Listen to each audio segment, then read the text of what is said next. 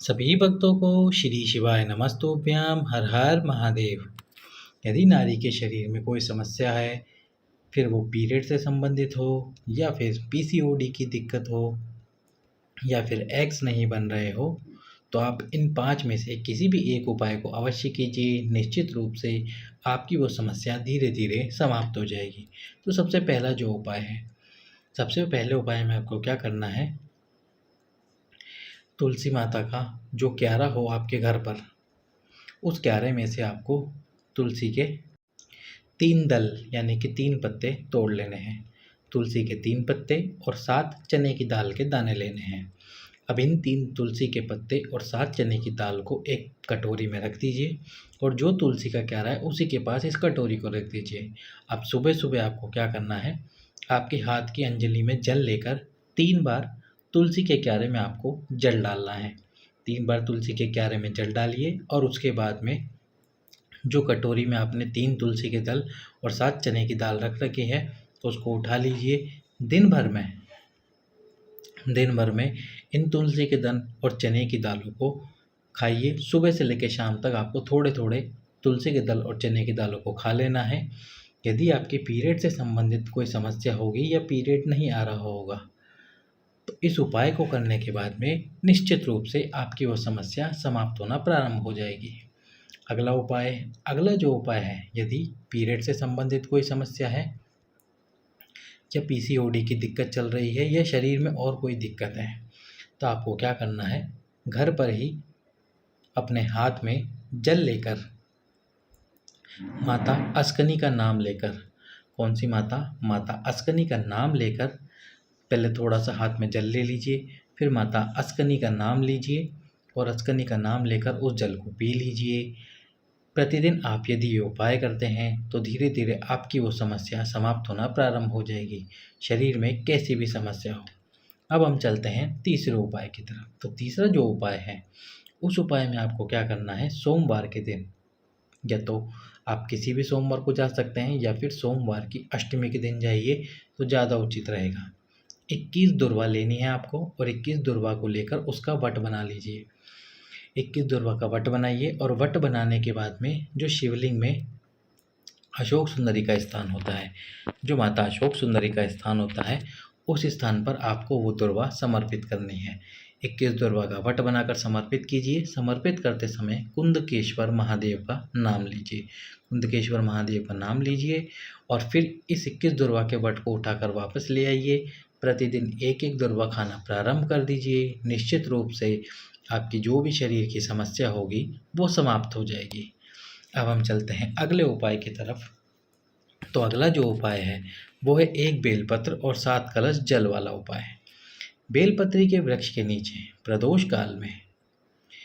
काल में 1 बेलपत्र समर्पित कीजिए। यदि स्त्री को पीरियड से संबंधित समस्या है तो वह स्वयं ये उपाय कर सकती है, और यदि उनका पीरियड आता है, समस्या कुछ और है, तो आप किसी और से भी उपाय करवा सकते हैं या फिर आप खुद भी उपाय कर सकते हैं। मान लीजिए आपको उपाय अभी ही करना और आप पीरियड में हैं, आपका पीरियड आया हुआ है, तो आप किसी और से भी इस उपाय को करवा सकते हैं।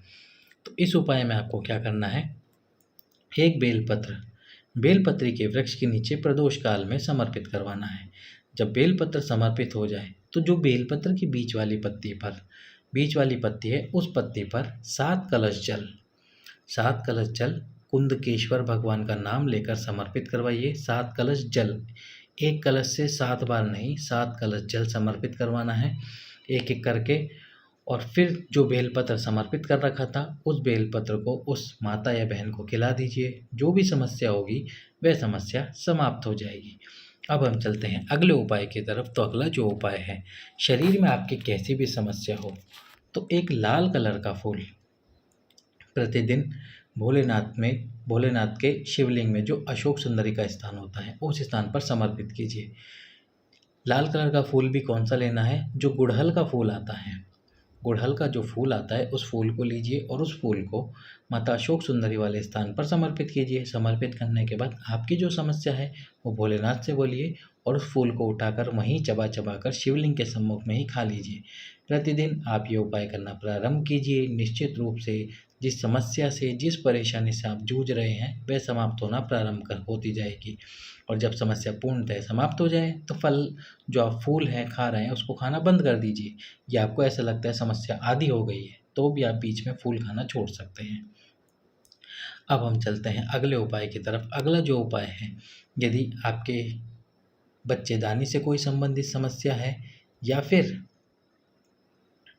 एग्स नहीं बन रहे हैं, तो उसके लिए देवी के मंदिर में जाकर, किसी भी देवी के मंदिर में जाइए जो आपके आसपास में माता का मंदिर हो, उस मंदिर में जाकर साथ में एक लाल फूल लेकर जाइए। एक लाल फूल जो कि गुड़हल वाला फूल हो, गुड़हल वाला फूल ही लेके जाना है, इसके अलावा और कोई सा फूल आपको लेकर नहीं जाना है। अब माता के चरणों में आपको सबसे पहले घी लगाना है। घी भी कौन सा? गाय का घी लगाना है। इस घी को लगाते समय नीचे एक पात्र रख दीजिए ताकि जब आप घी लगाएं तो वो घी उस पात्र में आकर गिर जाए।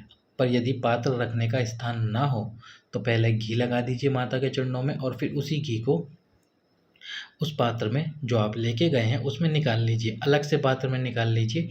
और घी लगाते समय आपको नाम लेना है मातंगी माता का। मातंगी माता का नाम लेकर उस घी को निकाल लीजिए। उसके बाद में एक लाल फूल समर्पित कीजिए माता के चरणों में, जो गुड़हल वाला आप लेकर गए हैं। उस फूल को समर्पित करने के बाद में फूल को तो माता के सम्मुख में खा लीजिए आपकी परेशानी बताकर। और जो घी आप लेकर आए हैं उस घी को जब आप प्रतिदिन खाना खाते हैं तो जो रोटी आप खाते हैं उस रोटी में लगाइए और लगाकर खाना प्रारंभ कीजिए। धीरे धीरे यदि घी खत्म हो जाए तो आप फिर से इस उपाय को करने मंदिर में जा सकते हैं और प्रतिदिन ऐसे उपाय कीजिए। निश्चित रूप से आपकी जो भी समस्या होगी वह समाप्त हो जाएगी। यदि संतान प्राप्ति में एग्स नहीं बन रहे हैं, फैलोपियन ट्यूब में कोई दिक्कत है या बच्चेदानी में कोई समस्या है तो भी आप इस उपाय को कर सकते हैं। सभी भक्तों को श्री शिवाय नमस्तुभ्यम।